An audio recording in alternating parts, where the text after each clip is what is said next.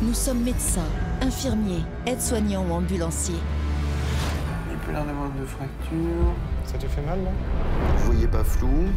Allez, 1, 2, 3. Nous avons choisi de consacrer notre vie à sauver celle des autres. On est prêt à faire face à tout. On part sur un anévrisme de l'aorte sous-rénale rompue. Ce mec, il a une bombe dans le ventre. C'est un des chocs importants qui peut dégénérer très vite. Merde, qu'est-ce qu'il veut faire? Poitiers, au cœur des services d'urgence adultes et enfants. On a que 2 mains, 2 jambes, mais notre esprit est partout. Notre tête, nos yeux, nos oreilles sont partout à la fois. Nous avons été filmés par 70 caméras 24 heures sur 24, 7 jours sur 7. Oui, les urgences, bonjour. Les urgences, un lieu où la vie et la mort se côtoient chaque jour. 8e étage, maladie infectieuse. C'est votre cœur qui fatigue. Ce patient a une maladie incurable. Est-ce qu'on est dans une phase palliative? On entre dans une phase, d'accord. Donc ça veut dire qu'il n'est pas au courant que... La famille n'est pas au courant. Alors je sais pas qu'est-ce qui vous a été expliqué à vous et à votre mari. Quand on est confronté à des situations compliquées, on se dit ça aurait pu être fait autrement et pas chez nous, ça nous met en colère.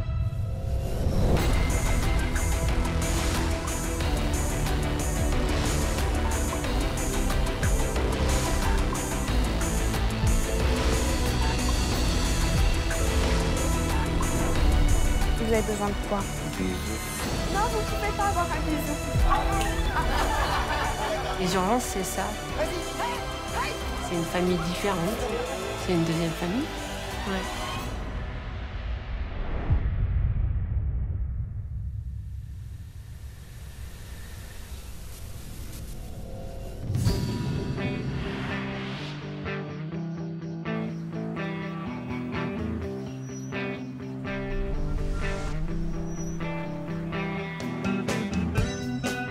On dit souvent que les urgences sont le reflet de notre société. C'est vrai. Nous, les soignants, nous le vérifions à chaque instant. C'est aussi un monde à part. Ce travail, nous l'avons choisi et nous l'aimons. Nous sommes médecins, infirmiers ou aides-soignants. Et notre quotidien, nous voulons vous le faire partager. Dis-moi, je te sollicite parce qu'on est complètement dans le jus devant. Je viens de recevoir une patiente qui est épileptique connue qui a convulsé cette nuit. Est-ce que tu peux la voir devant ou est-ce que tu es débordé Ok, je vais lui expliquer que là, ce matin, il faut attendre. Je m'appelle Henri, je suis médecin aux urgences et au SAMU du CHU de Poitiers depuis 6 ans. Il y a de la place en traumato là, je peux te laisser emmener des gens là en traumato. Tiens. Ok, attends, excuse-moi. Oui, c'était juste pour te dire que là, je viens de prendre 30 entrées dans la tronche devant là. Mon père est médecin, mon grand-père est médecin, mon arrière-grand-père était aussi chirurgien. Donc effectivement, j'ai le ça dans le sang. Dis-moi, je voudrais juste savoir pour Madame Valère, pourquoi est-ce que vous l'avez orientée aux urgences, cette dame? Parce qu'elle n'a pas de douleur thoracique, parce qu'elle avait juste c'est plus un malaise qu'elle a fait. Oui, mais enfin, elle sort de cardio d'hier, si tu veux. Donc, je sais bien, je sais, mais bon, elle avait un rythme qui était régulier et qu'elle n'avait pas de douleur dans la poitrine. C'est une douleur à la gêne pour respirer, si tu veux. C'est pour ça que j'ai pas dirigé sur la cardio. Ok. Salut. Aux urgences, on est ballotté dans des situations parfois complètement hallucinantes et puis on doit faire avec pour essayer de remettre le bateau à flot. C'est formidable, c'est un truc extraordinaire. Je suis très content de faire mon métier et je le fais avec grande passion.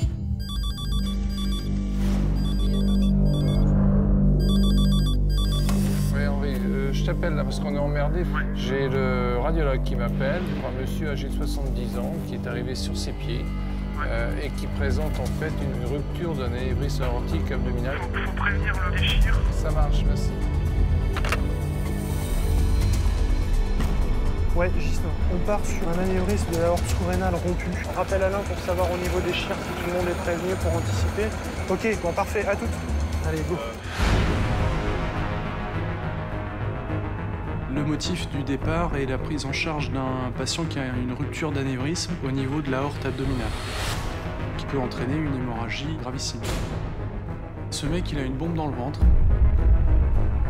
On a beau tout mettre en œuvre, on sait déjà que la situation peut nous échapper. C'est un combat contre la montre.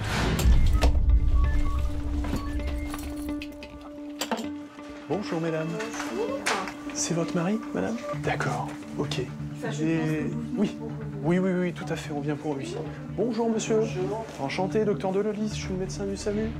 Oui, merci. Est-ce qu'on vous a expliqué un petit peu ce qui se passe? Pourquoi est-ce qu'on arrive? Qu'est-ce qu'on vous a dit? Vous avez compris? Qu'est-ce que vous avez compris? Dites-moi tout. Mais ça va lâcher, quoi. Il y a une première paroi qui est un petit peu fragilisée. Moi, mes premiers mots, c'est de savoir un petit peu qu'est-ce qui lui a été dit, transmis, qu'est-ce qu'il a reçu comme information. J'ai pas besoin de lui expliquer parce qu'il le voit. Il est conscient de la situation. Donc, l'objectif là, c'est que du coup, vous vous laissez faire. Hein, c'est-à-dire que j'ai compris, voilà, vous avez bien compris. Vous ne faites strictement aucun effort, d'accord? Donc, vous restez allongé, tranquille, et puis on s'occupe du reste, d'accord? Bon, vous êtes au courant un petit peu de la situation? Il est fatigué. Ok.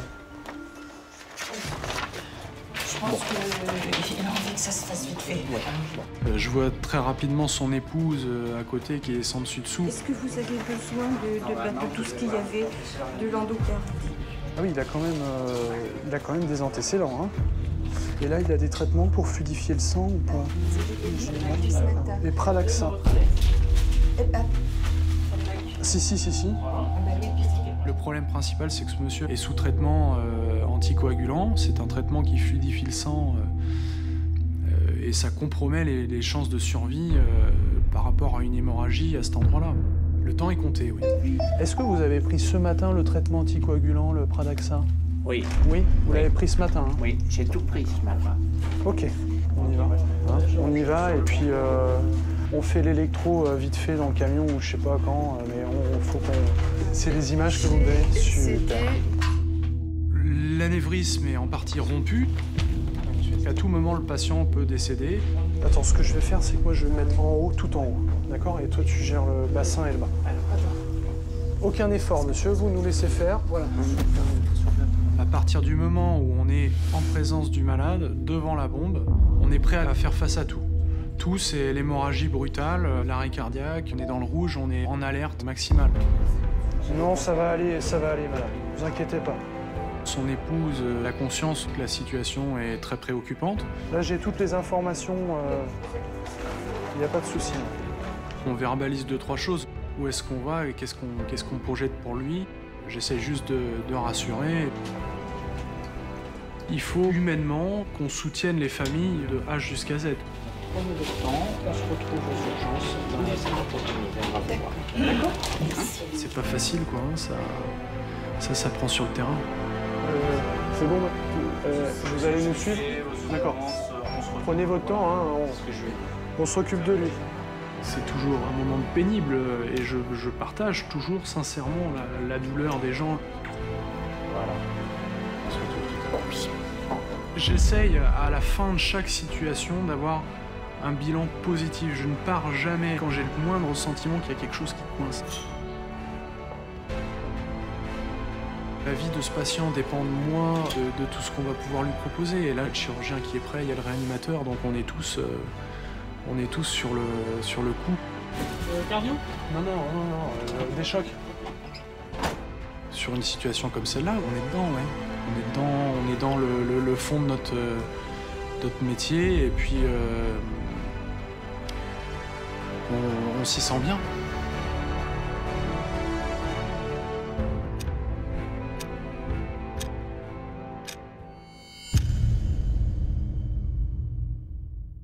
Il y a Nicoletta à l'accueil. Oh là, 71 à mon avis. Je te jure. Nous, on a Belinda. Belinda. Dieu, Belinda. Les Claudettes. Elle me l'a chanté depuis Avant de tout à l'heure, détendre, les Claudettes. D'accord, bon, faut qu'on la voit. 7, le neurologue est avec. 9, c'est un nouveau et 10 aussi. Aux urgences, nous assurons à nos patients les soins les mieux adaptés à leur pathologie. Pour cela, nous devons d'abord procéder à un interrogatoire. Mais parfois, les explications de nos patients sont un peu difficiles à suivre. Bonjour monsieur, je suis l'interne de garde. Vous avez vu ma collègue un petit peu tout à l'heure. Alors, racontez-moi ce qui vous arrive. J'habite en centre-ville, dans un appart où il y a un escalier bien pentu en colimaçon et j'ai raté la marche. Du coup, vu que c'est des escaliers bien pentus, pas moyen de se rattraper, j'ai dévalé tout l'étage. D'accord. Vous avez mal où exactement? J'ai mal, là. Tout ce côté-là? Ouais, ensuite, au poignet, à la cheville, au genou droit, tout à droite. Tout à droite, d'accord. Ce qui est bizarre parce que si vous êtes tombé en faisant des roulés-boulés, vous devriez avoir des douleurs des deux côtés. En fait, je suis étudiant en médecine et je suis monté aller travailler à la bibliothèque cet après-midi. Si je vous pose toutes ces questions, c'est que vos blessures, elles font plus coup porté au visage que chute dans les escaliers. J'ai raté la marche et du coup, j'ai dévalé tout un étage dans les escaliers. Donc vous me confirmez bien que vous êtes tombé dans les escaliers et que vous n'êtes pas fait tabasser? Non, je suis tombé, quoi. Et me voilà ici. Moi, je suis médecin, donc le reste, je m'en fiche royalement. C'est juste pour être sûr d'avancer dans la bonne direction et de ne pas passer à côté de quelque chose. D'accord? Ok. Elle pense que je me suis pris un coup, et non. Les escaliers de Poitiers sont impardonnables, quoi.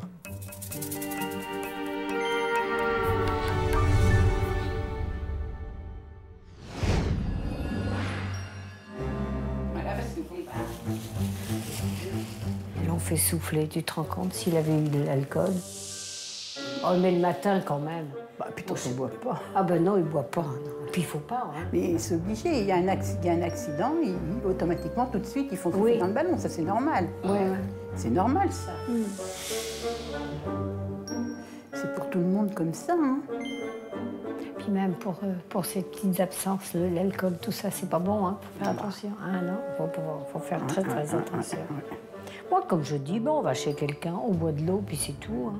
Exactement. Hein? C'est pas un déshonneur, hein. Dire non, moi, j'en bois pas. Ma tante et mon oncle ont une vigne. Il s'est dit, tiens, on va manger un petit peu de raisin, je vais en ramasser. Comme des fois, il part aux champignons. Voilà, il prend sa voiture tranquille, il roule pépère, hein. Et puis là, ben voilà, hein, dérapage, et puis on peut plus rien faire, on contrôle plus la voiture, et puis voilà. Ça peut arriver à n'importe qui, hein. Ouais. Quand tu attends, les minutes paraissent très très longues. Et du coup, ce serait sympa que quelqu'un vienne faire un petit point de temps en temps. J'ai mal au ventre. Tellement je suis stressée. Non, c'est que je suis stressée. C'est qu'il a dû se prendre en pleine face. C'est addition.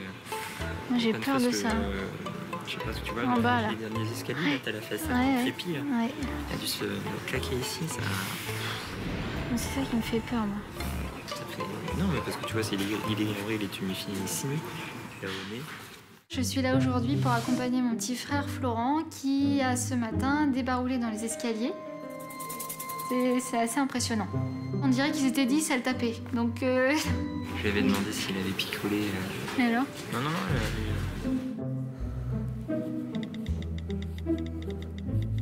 On a cru au début qu'il s'était battu, mais c'est pas du tout son genre.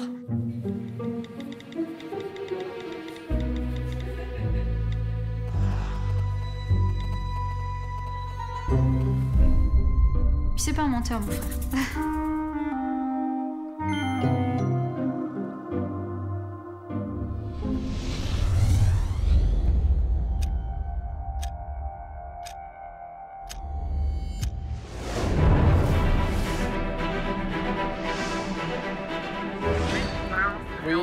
Ouais, je t'écoute. Écoute, je vais mettre en route le scène. J'ai préparé le pantalon anti-choc au besoin.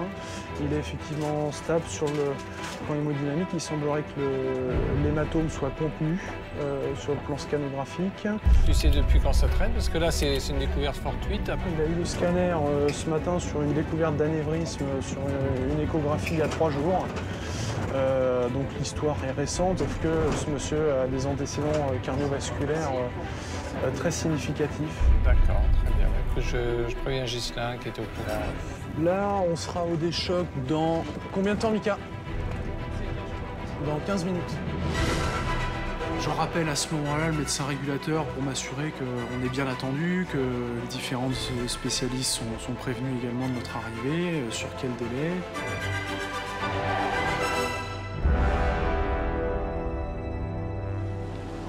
Bon, alors déjà, un médecin, ça écrit mal, mais alors un médecin gaucher, ça écrit encore plus mal, et un médecin gaucher dans un camion de SAMU, ça doit être terrible. Eh ben, on ne peut plus rien lire, monsieur.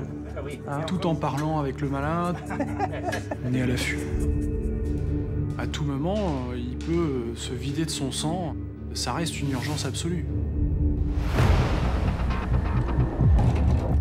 Ok.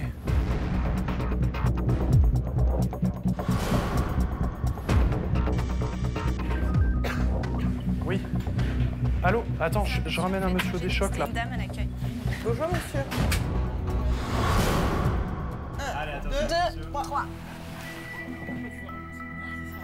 Il faut qu'on vous déshabille, monsieur. Comme ça, le médecin pourra bien vous examiner. D'accord? C'est un des chocs importants qui peut dégénérer très vite. Je passe la tête, hein. Vous l'avez pris à domicile?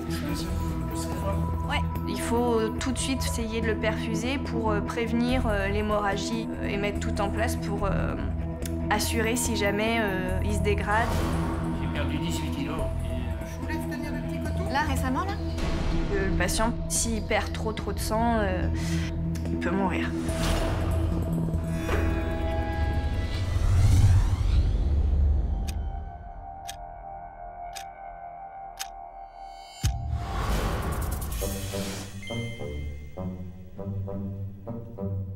Nous, les soignants, avons parfois du mal à nous y retrouver dans les explications de nos patients.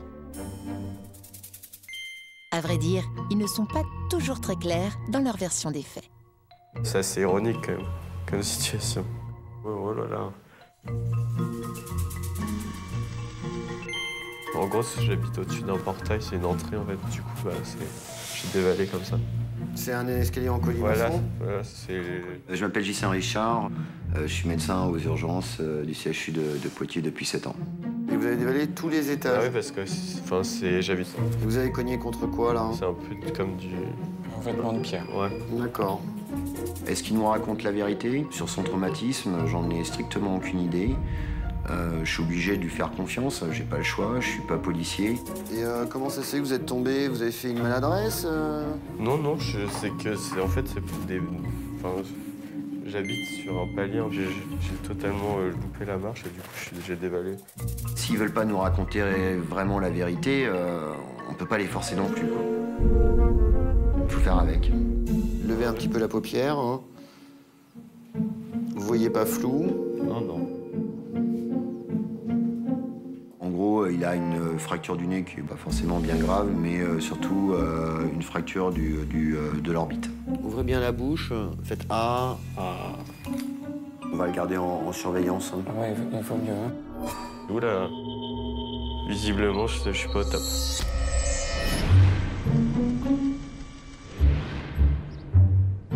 C'est ces radios. Ah, c'est ces radios? Oui. Ah oui, tu vois. Journaux, oui. Ouais. Droite. Ça doit être la complète de la colonne. Oui. Bon, bah écoute, s'ils ont dit qu'il n'y avait rien. Oh bah s'il n'y a rien en radio, c'est bien que... Je veux dire, des fois, ce qu'on pourrait avoir, c'est quelque chose de déplacé.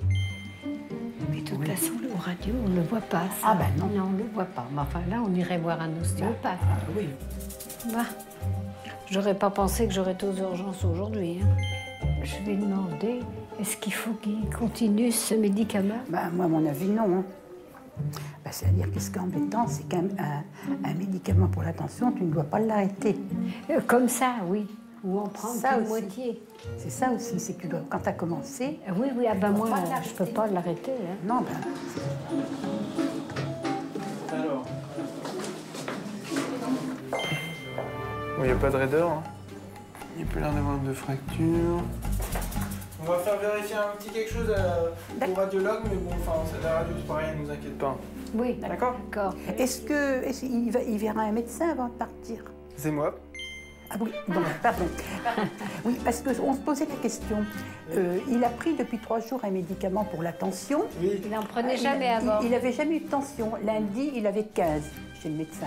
Donc il lui a donné ce comprimé et ça fait 3 jours qu'il le prend et on se pose la question si des fois il n'y aurait pas un rapport avec ce médicament. Sauf tout d'un coup, là, c'est pas exactement ça. Ah, salut.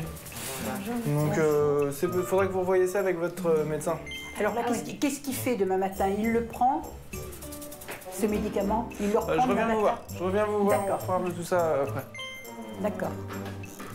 Je pense que d'ici quelques heures, le docteur va nous donner l'autorisation de ramener mon oncle chez lui. Étant donné que tous les résultats sont bons, la radio, l'électro, il a pas mal de tête, il est conscient, il répond bien à toutes les questions, donc je pense que ça va se finir comme ça, très bien. Enfin, on est bien pris en charge quand même. Ah oui, ben là... Ah oui, oui. Je trouve qu'ils sont tous gentils. Ouais, on peut leur poser des questions, tout ça, c'est vraiment gentil. Nous, toutes les deux, quand on est partis à discuter, on peut plus s'arrêter, hein. Voilà, tonton, il peut pas suivre, hein.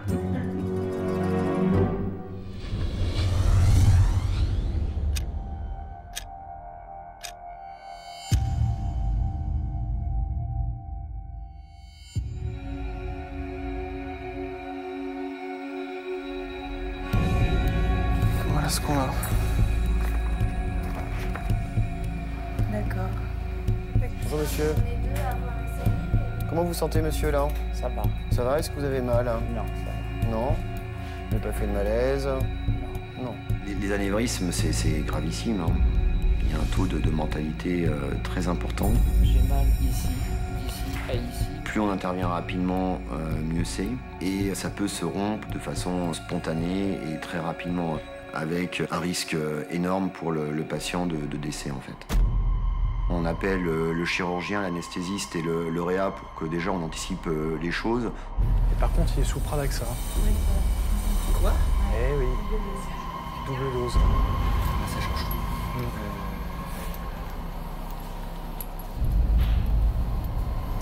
Donc là, ouais. Il y a du sang qui est précommandé par mon collègue des urgences. Maintenant, merci Bettina. Ah merde! Parce que là, on n'a pas de... Et il l'a pris ce matin. 4 et 2, s'il te plaît. Je les ai pré-remplis. Et qu'est-ce qu'on fait avec le Pradaxa dans ces situations-là? Ah, qu'est-ce que tu veux faire? Oui. Le principal problème pour ce malade, c'est son traitement anticoagulant. L'indication d'opérer ne se conteste même pas. Le chirurgien sur place est vraiment désappointé. Il est rompu l'anévrisme ou pas? Oui, rompu. Les soins ne peuvent pas être faits dans l'urgence comme on l'aurait souhaité. Ça doit être pour une... Enfin, je vois que ça. Si jamais il n'y a pas d'ACFA, là, je... C'est sûr qu'il est sous Pradaxa. Ah oui, regarde, c'est marqué là. Les chirurgiens vous tiendront au courant. Et il l'a pris ce matin. Ok, merci beaucoup. Au revoir. Attends, je vais te dire ça. Le Pradaxa, monsieur, oui. Vous l'avez pris quand la dernière fois? C'est la dernière prise ce matin. Oui. On m'a dit que je pouvais prendre tous mes médicaments 3 heures avant d'aller au scanner. D'accord. Il est où l'électro? Le tic-tac tourne toujours. Il peut toujours se dégrader et saigner brutalement dans son ventre. J'ai mal ici. Ah, ici. Au moment présent, c'était le patient le plus urgent dans les urgences. Depuis quand là? Une quinzaine de jours. Mais c'est comme si j'avais un chalumeau. Et c'est en continu depuis 15 jours? Eh bien, je prends du... Le bilan. Mais ça dure 2 heures et puis après j'ai mal.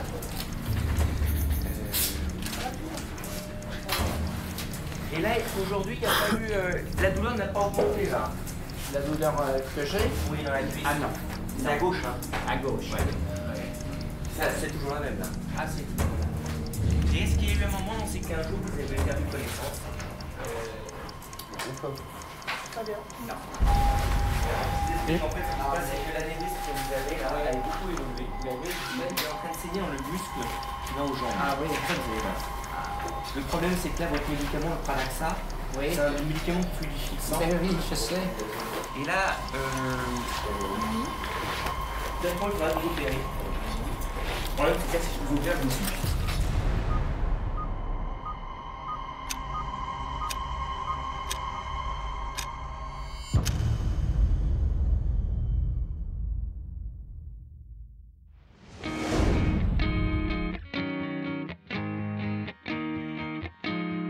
Ici, aux urgences pédiatriques, nous prenons tout en charge.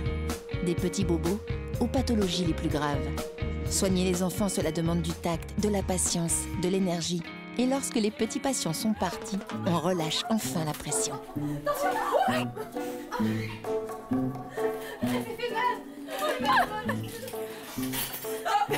Tu t'es pas cassé le coude? Oh, il s'est fait mal au coude? Ah, pour foutre ton cul. Tiens.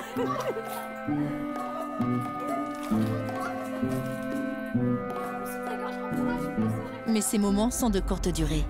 Attends, on va essuyer parce qu'il y a des gosses qui vont... Quand un nouveau patient arrive, On remet le petit masque? un seul mot d'ordre, rassurer. Pour cela, nous développons des trésors d'imagination. Ah, tu sais, papa et maman, ils vont rester tout le temps avec toi. Hein. Qu'est-ce que ça fait mal, un docteur? Ah non, bah on a des mains magiques, non? Je m'appelle Jérémy, je suis interne aux urgences pédiatriques de Poitiers. Oh là là, t'es grande. Bon. Je m'appelle Lilou. Je suis là parce que je me suis fait mal. Et t'es en quelle classe, toi, alors? Et alors, c'est cool, le CP? Oh là là. Plus de peur que de mal. T'as entendu ce qu'il a dit, le docteur? C'est un petit point, un petit. Rien du tout. Ouf! Mon mari m'a téléphoné, l'école venait de l'appeler. Ma fille était tombée en jouant à la corde à sauter sur la tête. Ça te fait mal, là? Quand on appuie, ça fait mal. Bon. Voilà, t'as eu la bonne idée, entre guillemets, de te cogner le front. C'est l'os le plus solide de la tête. Hop. Ça la fait pas rire, elle. Je suis tombée parce que je me suis emmêlé les pieds dans la corde à sauter. Bon, on va mettre un petit strip, on va nettoyer, désinfecter, et puis voilà. Par contre, par rapport au traumatisme crânien, on va la garder un petit peu avec nous, pas longtemps. On va lui donner une petite sucette, et puis on va voir comment ça se passe. Je sais pas si ça va lui faire du bien, ça, une sucette. Hein. Ah, je sais pas, mais c'est une prescription médicale en même temps. Ah, si c'est le docteur qui l'a prescrit. Allez, tu vas t'asseoir, le docteur il va faire le pansement. Et après, les autres fois, c'est maman qui le fera. Ben voilà. C'est bien, de la chance d'avoir une maman qui connaît, hein.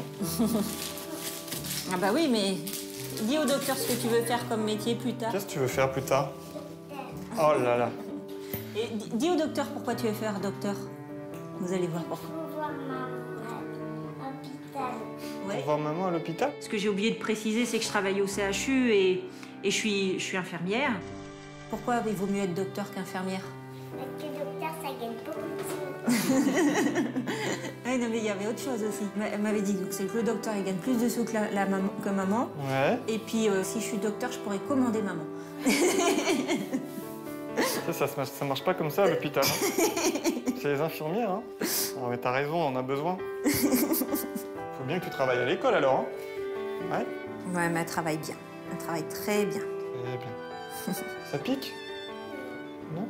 J'ai envie de devenir docteur parce que comme ça, je m'occuperai bien de mes enfants.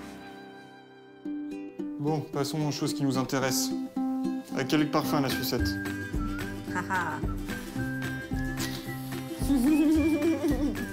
Oh, le beau sourire. Je suis un peu en rupture de stock, j'ai plus tout. Il doit rester pomme, coca. Hier, il y avait un peu de cerise encore.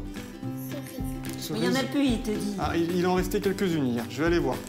Je te ramène ça, d'accord? Puis on la surveille un petit peu. Et puis de toute façon, après, vous rentrez avec elle à la maison. Ouais.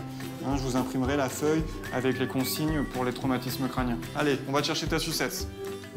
Waouh, génial. Mais il faut, et même s'il te donne une sucette, il faut pas faire exprès de s'abîmer le front. Hein.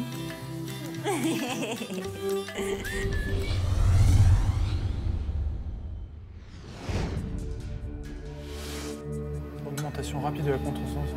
Cmax atteint 0,5 à 2 heures. Distribution, c'est éliminer par quoi? Demi-terminal d'environ 12 à 14 heures. C'est ça, 12 à 14 heures. Donc il l'a pris à quelle heure? S'il en prend pas ce soir, tu peux l'opérer. Il est quelle heure? Alors j'enlève tout ça. Bah tu peux l'opérer à 20h ce soir. Le Pradaxa, vous l'avez pris à quelle heure? Alors je l'ai pris, bougez pas, 7h. 7h du mat. On le surveille de façon très rapprochée. Au moindre problème, il passera au bloc opératoire. Lorsque on estimera que le médicament est éliminé, on pourra intervenir de façon sereine, sans risque hémorragique surajouté. Monsieur, On va vous hospitaliser dans l'unité de soins continus pour vous surveiller. Vous serez suivi bien sûr par le chirurgien et par nos collègues de réanimation. Oui, parce que j'ai compris qu'avec le médicament, voilà. Si j'avais su, bah oui. Mais ça, vous ne pouviez pas savoir. On ne pas savoir. Non. Donc là, en pratique, eh bien, on va vous surveiller, voir un peu comment évoluent les choses. Oui. Vous savez, de façon très rapprochée. D'accord. Après le scanner, mon docteur m'a dit, bon, vous pouvez prendre les médicaments 3 heures avant le scanner. J'ai pris les médicaments. J'ai fait comme d'hab. Là, vous avez bien fait de faire comme d'hab. De toute façon, il faut suivre les prescriptions, quoi. Ouais. Mais je pensais pas me retrouver là ce matin, puisque j'avais rendez-vous lundi. Ce patient regrettait d'avoir pris son traitement, mais il y est pour rien. Et on fait avec. Bon, de toute façon, là, maintenant, les chirurgiens, ils sont là.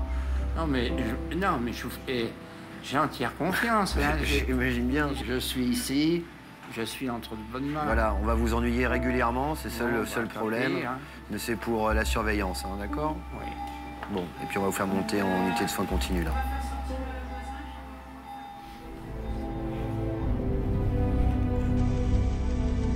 Votre dame, elle est là, je crois bien, à l'accueil. On va la faire suivre.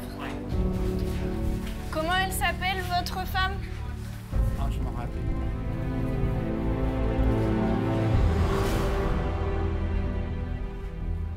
Après toute une journée d'attente et d'angoisse, cet homme sera finalement opéré et s'en sortira.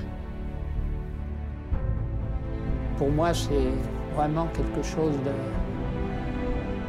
Bon, c'est un miracle. À chaque fois que je vois quelqu'un, un chirurgien ou quoi que ce soit, il me dit vraiment c'était désespéré. Hein. C'est ce qu'ils m'ont dit. Hein. Ils sont extraordinaires. Hein. Je sais pas, c'est quelque chose d'impensable ce qu'ils font ce jour-là.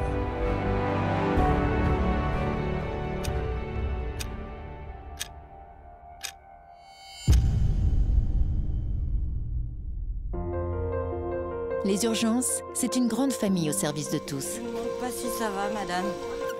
Vous allez aller dans mon ancien service, là, après. Vous allez être dans une chambre seule. 8e étage, maladie infectieuse. Ne donnez pas un coup de pied. Hein. C'est pas agréable, hein. Je te mets ton petit mètre. Ouais, si je suis pas belle. Je suis mieux comme ça. Bon, allez, je vais la sauver une minute. Médecins, infirmiers ou aides-soignants, nous donnons le meilleur de nous-mêmes et nous formons une vraie équipe. Désagréable.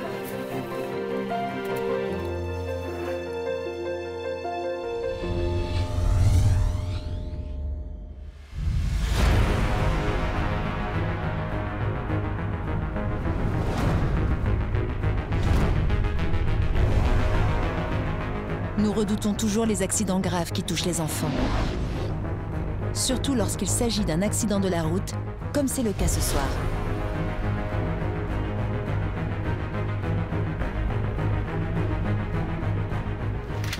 Donc lui, il a eu un body scan, d'après ce que j'ai compris. Il y a une fracture au niveau du toit de l'orbite. À quelle heure il est arrivé l'accident à peu près? 17h. Il était dans son siège auto, mais le siège auto était libre. Je m'appelle Joël Cardona, je suis pédiatre aux urgences de pédiatrie depuis un peu plus de 20 ans. C'est la maman qui conduisait? Oui. Elle va bien, maman? Ouais, là, elle était un peu dans le coltard, mais apparemment, ça elle est restée. Elle a rien, ouais. Elle est restée. Les antidouleurs, tout ça. Oui. Elle reconnaissait personne. Bah, bien sûr, bien sûr. Oui. J'attendais que. Donc, box 9. Enlevez vos vêtements parce que vous allez avoir chaud, je pense. Parce que tout ça, c'est très impressionnant. Donc, voilà, vous allez vous sentir plus à l'aise comme ça. C'est quelle jambe cassée? C'est la jambe de droite. Et en fait, le traumatisme crânien, c'est à gauche. On lui a laissé un collier cervical, mais il n'a pas de... Il n'y a pas de... Et donc D'accord. C'était un accident à grande vitesse. Le choc a été extrêmement violent. Et la maman, elle va comment? Parce que vous étiez dans l'accident, vous aussi, monsieur? Non. Et la maman, comment elle va, elle? Et la maman était avec, je pense? Oui, c'est un petit peu dans le coltard. Ouais, c'est ce que m'avait dit le... Trauma crânien, PCI. Mon fils et ma femme, ils ont eu un accident de voiture. Les médecins, ils ont pris la décision d'envoyer mon fils ici, quoi, à Poitiers. Donc moi, je suis monté dans le camion des pompiers et je me retrouve là avec lui, quoi. L'enfant présente de multiples lésions. Il s'appelle comment? Enzo. Enzo, En l'occurrence, une fracture du fémur droite et puis au niveau du crâne, une fracture du toit de l'orbite. Enzo, on va juste changer de lit, d'accord? Attends, moi, je me tiens la jambe. Vas-y. Est-ce que tu veux que je me mette de l'autre côté? Ça doit aller pour moi, regarde. Non, regarde, c'est bon pour moi. Ah, par contre, moi, je ne peux pas. Ouais, ok. Un enfant à 18 mois, il ne parle pas. Là, en l'occurrence, il pleure même pas. Et il a eu quoi comme antalgique? Je sais pas. Alors, comme antalgique, en prise en charge SMUR. Fait des kilos. On pourra mettre de la morphine. Il a eu kétamine. C'est un enfant qui doit avoir très très mal. Donc, il a été mis directement sous un antalgique puissant. Ça passe pas? Non. Ça passe bien, si on peut se rendre. Moi, je m'inquiète que c'est mon fils. Comme les gendarmes, ils ont dit, normalement, il devait plus y être en vie, quoi. Il doit être douloureux, cet enfant. Il faut qu'on le reperfuse pour lui mettre de la morphine. Bien sûr que ça peut être extrêmement grave.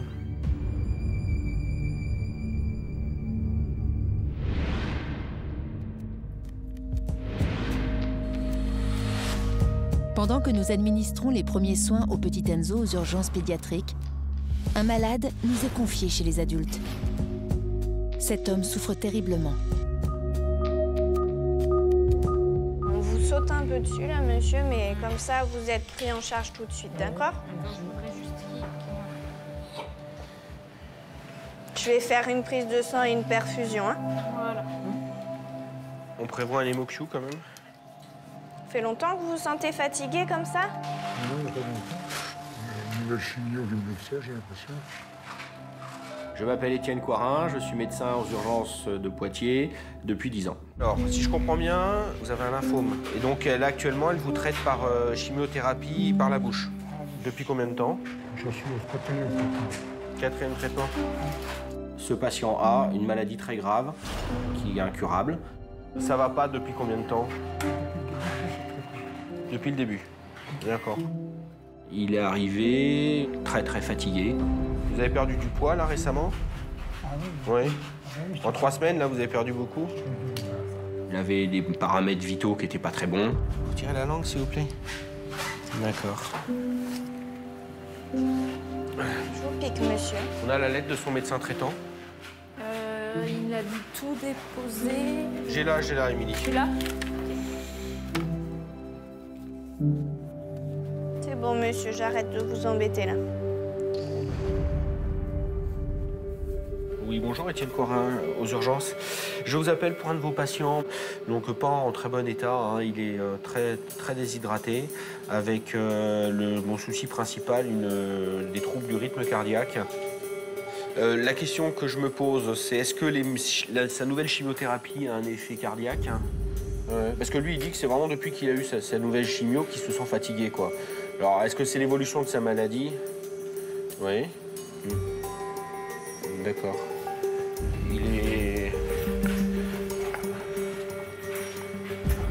Donc, est-ce qu'on est dans une phase palliative, dans une démarche palliative?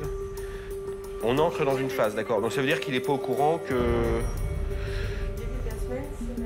À cet instant, j'ai le sentiment que je vais devoir faire quelque chose qui aurait dû probablement être fait un petit peu auparavant.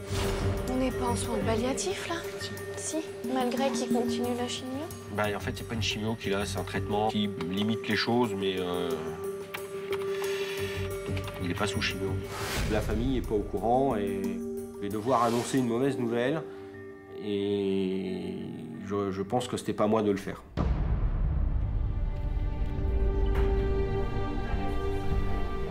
Bonjour madame, je suis le médecin des urgences. Je m'occupe de votre mari qui est arrivé très fatigué. Hein. Il a un cœur qui bat de façon irrégulière et un peu lentement. Je viens d'avoir le docteur qui m'a expliqué qu'a priori ils avaient arrêté les chimios. Alors je ne sais pas qu'est-ce qui vous a été expliqué à vous et à votre mari par rapport à l'évolution de sa maladie. Quand on est confronté à des situations compliquées et on se dit ça aurait pu être fait autrement et pas chez nous, ça nous met en colère. On a le sentiment que ce serait à d'autres confrères de s'en occuper. Ils vous ont rien dit de plus sur l'évolution de la maladie et de... D'accord. De toute façon, je crains qu'on soit dans une phase de dégradation lente mais sûre de son état. J'ai eu l'impression d'être un peu celui qui avait donné le coup de massue, quoi. Celui qui a sonné un peu le glas, maintenant, voilà. Un peu celui qui siffle la fin de la partie, je sais pas comment on peut dire, c'est pas le bon rôle, hein, c'est pas...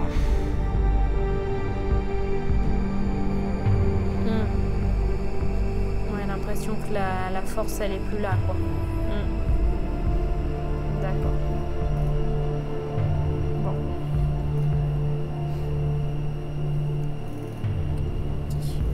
On est juste à côté, hein. On surveille à côté.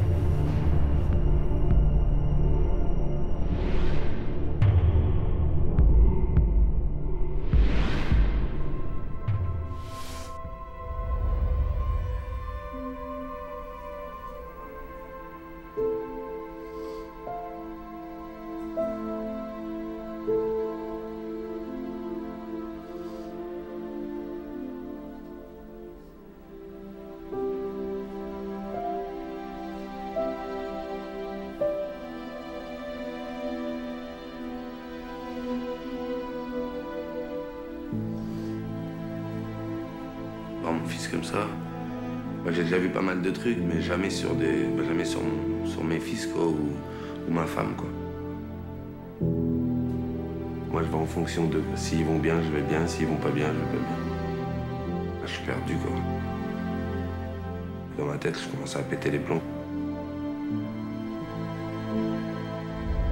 C'est surtout quand je voyais sa tête, là, avec les hématomes, l'œil tout gonflé. Puis moi, je m'imagine toujours, vu que c'est le cerveau vu que c'est la tête qui a pris, c'est un bébé, je sais pas, moi, il peut perdre la boule, ou j'en sais rien, moi. Quand on touche à ma famille, c'est tout ce que j'ai dans ma vie, c'est obligé que dans ma tête, ça vrille un peu, quoi. Je m'inquiète que c'est mon fils. Vous pouvez rester tout le temps avec lui, il n'y a aucun problème. Votre présence est bien sûr souhaitée en plus, hein, parce que du coup, c'est comme ça qu'ils supportent mieux l'hospitalisation en ayant un membre de la famille avec eux. Hein. Vous avez un lit et c'est gratuit. Vous savez ce qui va se passer pour son œil? Non, je ne sais pas. Hein, mes collègues vont pouvoir... Ouais, c'est ça, c'est vrai que c'est vrai que son œil, c'est embêtant. Hein. Mais bon, il faut explorer pour voir exactement. Mais a priori, effectivement, il y a un os qui a... Mais ça, comment ils peuvent essayer de le remettre? Ben là c'est vraiment l'équipe d'ophtalmologie qui vont nous dire un petit peu ce qu'ils peuvent faire. Là, je ne suis pas capable de vous répondre. Ça, c'est quand il va être en haut. Bien sûr, on peut tout imaginer derrière cet œdème et derrière cet hématome. Effectivement, il peut y perdre son œil. Alors bien sûr, pour un papa qui émotionnellement est complètement submergé, c'est pas possible.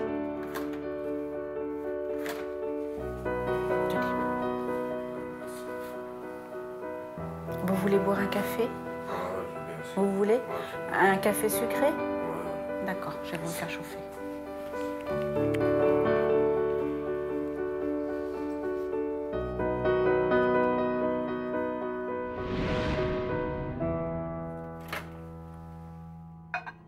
Vous en avez un corps étranger au niveau de la paupière parce que j'ai...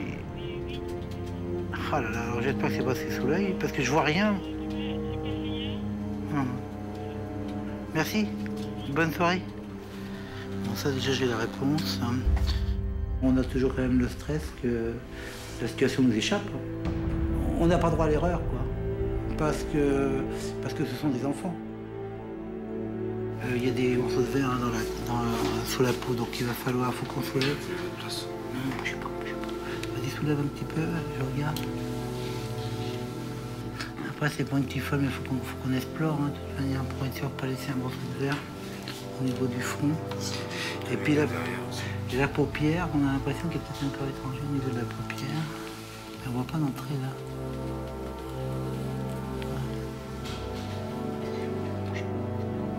Bien sûr qu'on se met à sa place. On a tous eu des enfants, on en a. Mais il faut quand même qu'on garde une certaine, je dirais, distance pour pouvoir être efficace. Parce que si on tombe dans la compassion complète, on va tous se mettre à pleurer et puis l'enfant il sera pas soigné.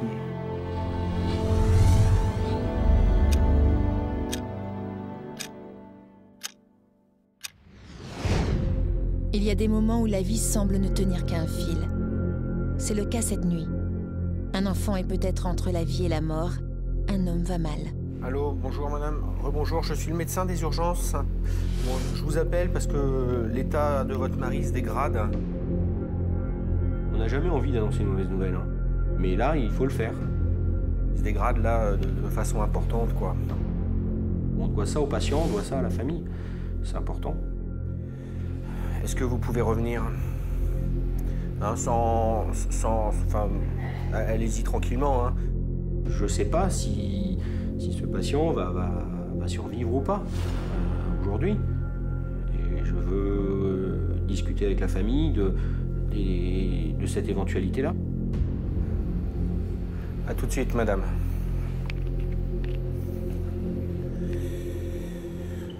Allez, détendez-vous. On est à côté de vous. S'il y a quoi que ce soit, on est là. Essayez de vous calmer un petit peu, hein. Je vous ai mis un médicament qui vous détend. Mais c'est votre cœur qui fatigue. Et c'est pour ça que vous avez du mal à respirer. D'accord? Allez, soufflez un petit peu là. Allez, détendez-vous. Calmez-vous. Essayez de vous réinstaller là. Le but de faire ce métier-là, c'est de guérir les gens. Et quand on peut pas, on se sent complètement impuissant. On aimerait qu'il y ait des solutions miracles. Malheureusement, ça n'existe pas. Il faut prendre sur soi et du coup se dire que, bah oui, on vit mal la situation, mais la famille, elle le vit encore plus mal que nous. Et le patient le vit aussi très très mal. Donc il faut être là pour eux et nous, ça passe après. Vous nous dites si vous avez froid, faut pas hésiter. Hein, on mettra une couverture en conséquence. C'est ça que je recherche. C'est de me dire que bah, j'aimerais un jour qu'on prenne du temps pour moi, comme moi je prends du temps pour eux, quoi. Respirez calmement. Oh, si je peux. Bah, je sais que c'est pas évident. Qu'est-ce qu'il y a? Qu'est-ce qui se passe? Dites-moi. Non, vous pouvez pas descendre, monsieur. Vous pouvez pas, faut rester là pour le moment. Je pense que le jour où il y aura plus cet aspect-là, où je ressentirai plus tout ça, il faudra peut-être que je me dise qu'il faut que j'arrête.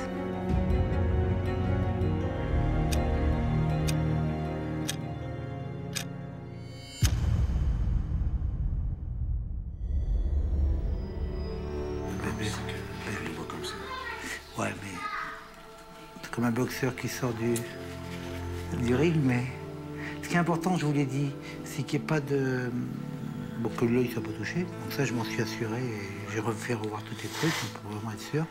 Et puis que dans la tête, il n'y a rien. Le reste, ça guérit toujours. Hein, ça guérit toujours. Mais oh, pour la jambe, c'est rien. Bah, il va être hospitalisé, on va le mettre en action. Bon, le plus important, c'est ouais. la tête, quoi. Ouais, ah oui, donc la tête, c'est fondamental, parce que s'il y avait eu une hémorragie dans la tête comme ça, il aurait pu avoir des séquelles, vous voyez ce que je veux dire? Eux, ils me disent que tout va bien, ça va aller, mais moi, quand je vois l'état de mon fils, je me dis, même si ça va bien aller, par exemple, tout de suite, là, je sais qu'avec sa jambe, toutes les 20 secondes, il a des douleurs ou quoi, et moi, j'aime pas savoir qu'il a mal. On fait pas des enfants pour savoir qu'il souffre, quoi.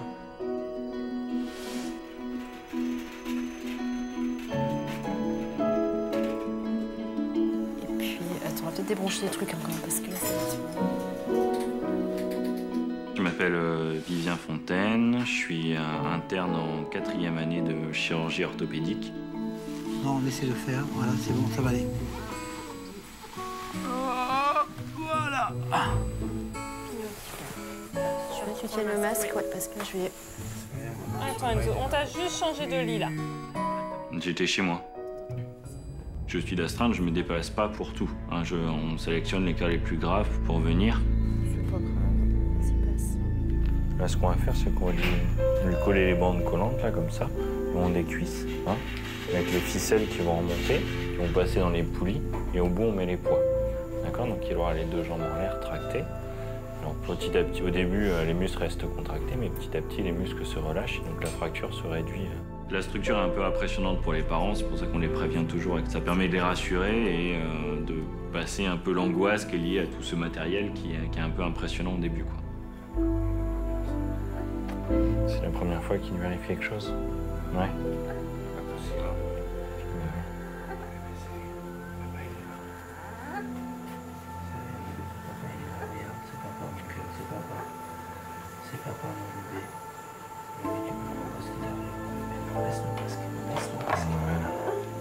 Je tiens ça. Papa, il est là, regarde. Papa, il est là. Écoute papa, mon bébé.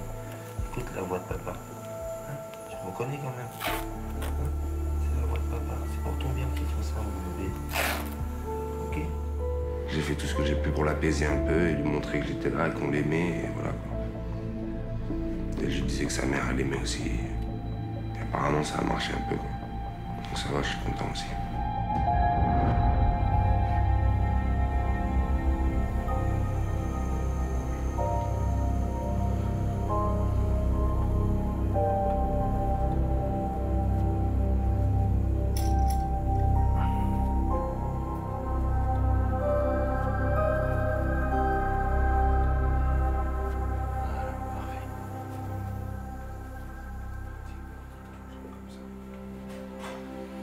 J'avais mal pour lui, quoi, en fait. Je préférais ressentir la douleur, même si elle est 1000 fois plus forte, que ça soit lui qui est ça, quoi. Mais malheureusement, on ne choisit pas.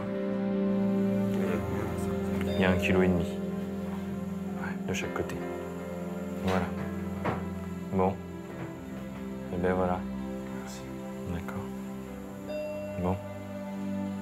Une prochaine, jeune homme? T'amènes à se revoir.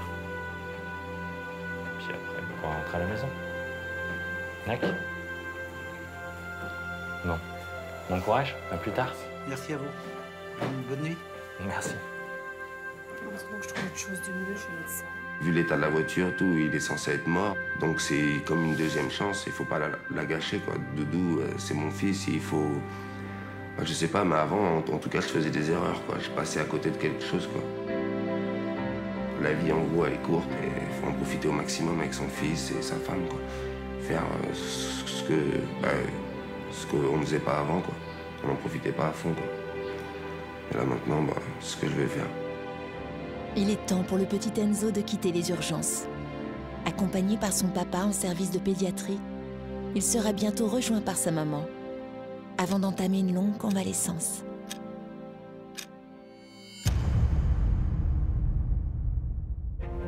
Pour nous, les soignants des urgences, quand un enfant est sauvé, c'est une joie immense que nous ressentons. Et puis le travail reprend, au rythme des arrivées et des départs.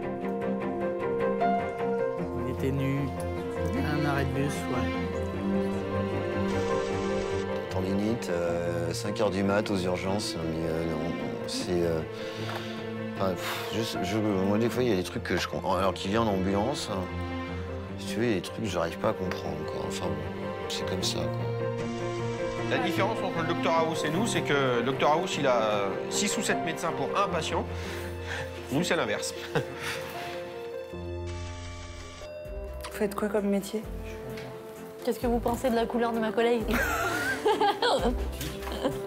Ça change tous les jours. Non, pas tous les jours, arrête. Une fois par mois, toutes les 6 semaines. À peu près, on peut aller sur ce terrain-là, moi ça m'intéresse. Ça me change un peu. Ouais, forcément. Je détends l'atmosphère. Ah, je suis pas tendu, moi. Non mais je vous ai fait mal au niveau de la perf. Là je clampe, c'est normal. Naise. Ouais, si on veut, comme on veut, on s'en fout. Ça fait aventurier et tout, un cathéter dans le bras. Super.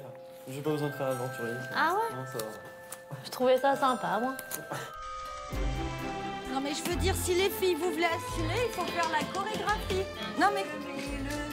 J'en suis rien du tout. Doigt derrière, doigt de... Moi, j'en sais pas ça, moi. Ah bah toi, tu danses là. Tu fais le boogie-boogie. Toi, tu fais que le boogie-boogie, toi.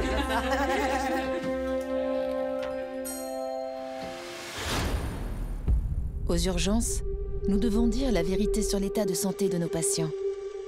Et c'est souvent à leurs proches que nous expliquons la situation le plus humainement possible. Son état s'est dégradé par rapport à tout à l'heure, assez brutalement. On s'approche assez rapidement de la fin. Je pense qu'au fond d'eux-mêmes, ils le savaient, mais le fait que ce soit moi qui leur dise, bon, ben, ils ne pouvaient plus se cacher derrière. Ils me disaient, le gendre m'a dit, on a toujours de l'espoir, quoi. Voilà. Et là, je leur ai dit, ben, malheureusement, je ne vais plus vous en donner de l'espoir, quoi. Il faut qu'on se mette dans une autre démarche qui est de l'accompagner et qu'il va probablement aller vers sa fin, quoi. Là, il est bien parce qu'on a fait une ampoule de tranxène. Il y a une demi-heure, il s'est mis à être hyper agité, vraiment pas bien, très très anxieux. On n'arrivait pas du tout à le calmer. Donc il a eu une ampoule de tranxène. Elsa? Ça recommence. Allez, monsieur, il va falloir vous recalmer un petit peu, d'accord? C'est un monsieur qui a un lafo, qui est suivi en hémato, qui a un soin palliatif, mais sans le savoir. Oui. Vous commencez à être angoissé. Bah oui, ça se voit, il est à 200. Bonjour, monsieur. C'est mes collègues qui prennent le relais, d'accord? Christophe, dont je vous ai parlé tout à l'heure. D'accord? Oui. Oui, c'est Elsa. Oui. J'ai 68-44 de tension. D'accord. T'as de fréquence cardiaque à combien? 128. 128? Ouais. 145. Tu peux enregistrer l'électro? Ouais, je sais pas comment on fait, moi, mon petit Étienne. J'arrive. Ouais. Aux urgences, on peut très vite se faire manger par la machine. J'hésite à le dire, mais je pense que pour être urgentiste, il faut être bien dans sa tête.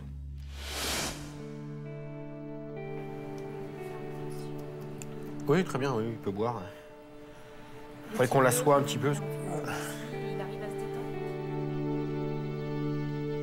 Je lui ai donné un verre avec de l'eau et de la menthe. Parce que ça lui faisait envie à ce moment-là. Bougez pas, faites pas d'efforts. Parce que c'est la fin et qu'on peut pas interdire jusqu'à la fin certaines choses, quoi. C'est pas grand-chose pour nous, mais pour lui, c'est beaucoup. Buvez doucement, buvez doucement. Je veille à ce que la prise en charge de ce patient aille jusqu'au bout. Tout était fait pour lui, quoi. On va vous transférer dans une chambre, dans les urgences, mais dans une chambre. Ce sera plus confortable pour vous, d'accord? On va vous installer sur un lit. Voilà, il y aura une télé, enfin voilà, ce sera mieux. D'accord? Vous pourrez recevoir la famille plus qu'ici. D'accord? Je vais t'ouvrir la porte. Maintenant, je sais qu'il est au calme, je sais qu'il est serein. On a fait diminuer son angoisse. Bon, il se repose et donc... ben moi aussi, du coup.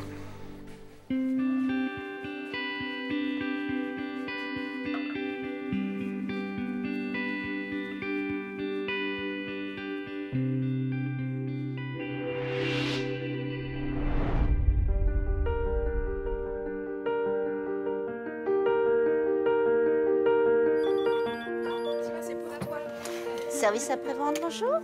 Service après-vente, bonjour. C'est le téléphone rouge. Hein. C'était mon anniversaire. C'était quand? C'était hier? C'était avant-hier. Avant-hier, oui. Vos 30 ans en plus. Ouais. On en a qu'une fois. Ouais. Café? Café. Tu auras bu combien de café, s'il te plaît? Ah, j'en ai bu un paquet des cafés. Ouais. Tant qu'un jour, Michel m'avait dit d'arrêter le café et le tabac. Ouais, mais alors, à ce moment, t'arrêtes ton boulot d'urgentiste. Hein. Allez, zou. «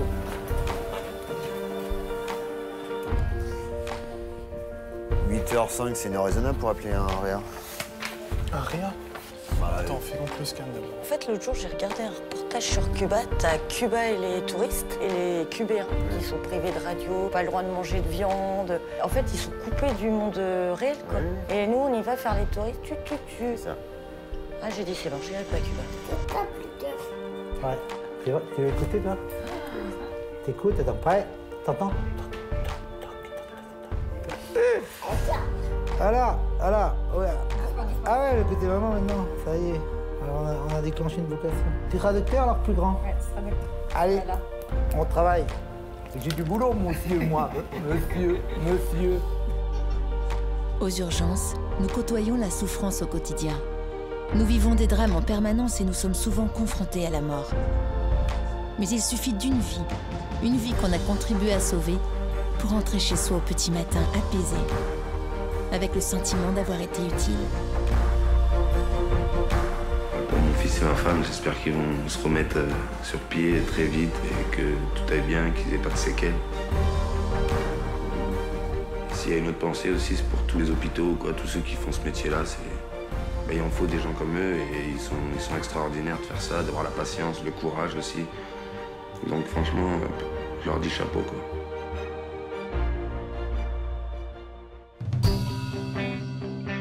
Enzo boite encore, mais cela ne l'empêche pas d'enfourcher chaque jour son petit tracteur pour aller faire un tour avec ses parents. Notre étudiant maladroit va beaucoup mieux, son nez et son œil sont guéris, et sa sœur ne sait toujours pas réellement ce qui lui est arrivé. Quant à notre miraculé, qu'un anévrisme abdominal a failli emporter, il est de nouveau fringant et plein de projets. Aujourd'hui, je pense que je fais durable. J'ai du temps devant moi. Pas de raison, hein, j'ai 70 ans, je peux encore être en vie. Enfin, depuis qu'elle a quitté les urgences, Lilou ne sait plus emmêler les pieds dans sa corde à sauter. Au revoir.